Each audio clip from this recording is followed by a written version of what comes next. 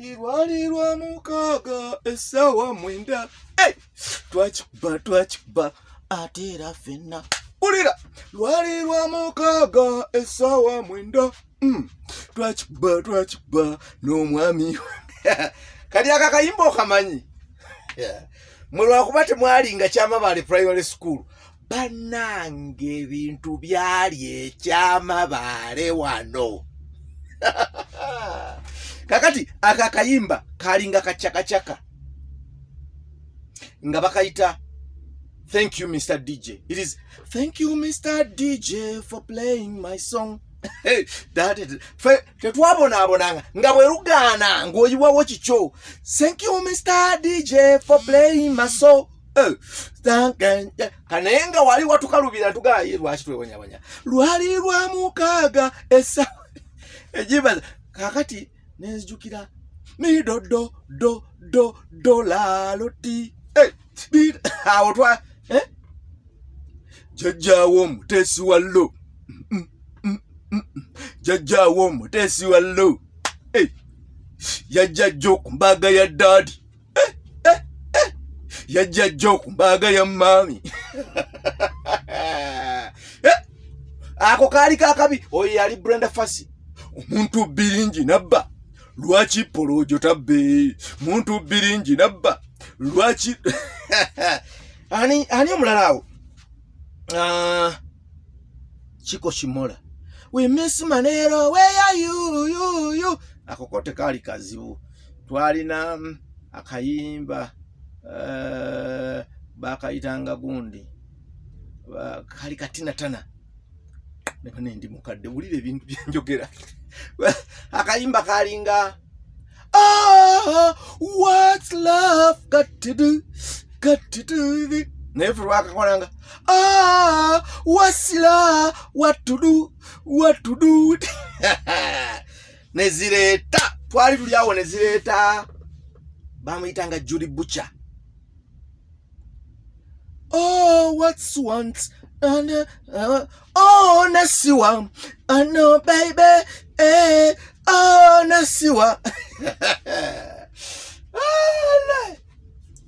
chaka natuleterani gundi Mr. Stone mukube amavunvugwa meranda mubi mukwate nancha simanyi nti mutuseka mvunvugu ayayaya murenda mubi marabelala simanyi nga mutuseka. Kati nezireta omukazi gwe bayita Shalamwana fe twamuyitanga Salamwana ekyamabale. Shalamwana yaleta luyimba ki mukirina maduda mudina mbanguta maduda fe twayimkona akakonanga obulungi mukibina mbanguta magulu kakalo dibirida kakuta mukide ofanga tubaddeko Kyamabale. Oluyimba baluyitanga wedding day. It's your wedding day. It's a wedding day. It's a wedding day. Lwali lwa chaka. Olwo twalukona nga bwe baluyiwako eddiro lyonna litabuka. It's your wedding day. It's your wedding day. It's your wedding day. Mukwano yambala nkutwale. It's your wedding day. It's your wedding day. It's your wedding day. Mukwano yambala nkutwale. Mwe mwayina nnyimba ki? Mwe fe twalaba ebintu ekyamabale wano. So mukwano gwange nkusabye nze nina emboozi zange zenja okunyumizanga.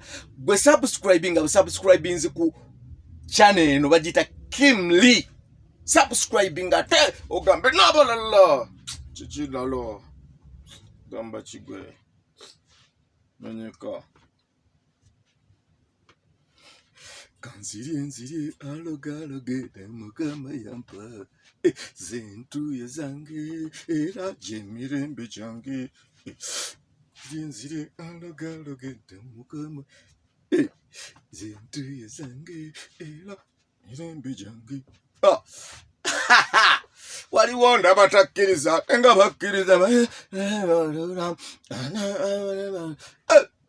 nyumira obuvubuka bwo nga naye okimanyi ti obukadde busemberera manya buli kyokola kolanga n'amaanyi obudde bugenderera waliwo giri emyaka nga tokyasobola ezo embeera gira ozigula amaaso kola entegeka weewala osemba kali zize ennaku zino efe wali waffe bwabanga bwakabi naye by the way mbaagala nnyo mikwano gyange mwenna bw'ogenda ku TikTok onsangayo bampita Kim Lee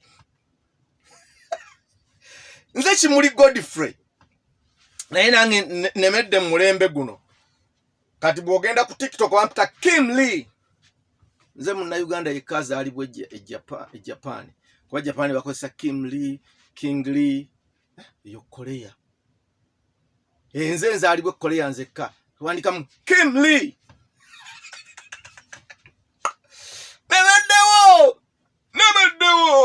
nemedde mulembe guno naki teri kuguvaamu but remember to subscribe nina ebintu bingi gwe by the way nsomesa abantu kubikwatagana n'okukola sente ku YouTube bw'oba oyagala kuwandiikira concepts oyina byoyagala okukola ku YouTube naye nga concepts zakubula ask me zirina so kakati my dear friends njagala kubasiibula naye nga temwerabira ffe bannakyamabale abayimbi bakafulu isowedidde mukwano yambala nkutwale isowedidde mukwano yambala nkutwale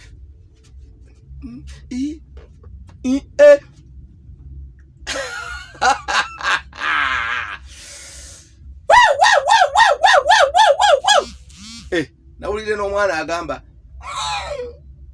alekana mbwanaga naye nyimba zammwe ez'ennaku zino nedda apaana temuli wulira nabye ebinyuma naye ffe twabanga n'obuyimba bwa mpolampola twalina omukwano negufa mazima omukwano munsibu kuba nakwagala nga nakwesiga omwana wa kitange ekyakutwala kyali ki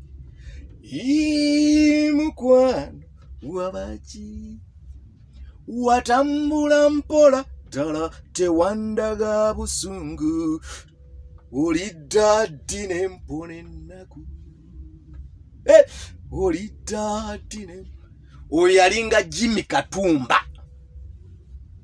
segedde nezireeta Tereza webbina eddene mbalandolala mbalambalala ne batugenda mu kalaziya ennene gwobakira mpalampalala Tereza webbina eddene amanyabo ne batugenda mu katala kanene gwobakira mpalampalala oyo yali omugenzi Christopher Sebaduka ne Jimmy Katumba mugenzi bagenzi nga bangi zali ennyimba zaffe naye mukwano gwange tewera kusubscribinga ku what do they call it don't forget to subscribe ye kano mukyakajjukira nze Kimuli Godfrey TikTok papa tata wa Phoebe Serebu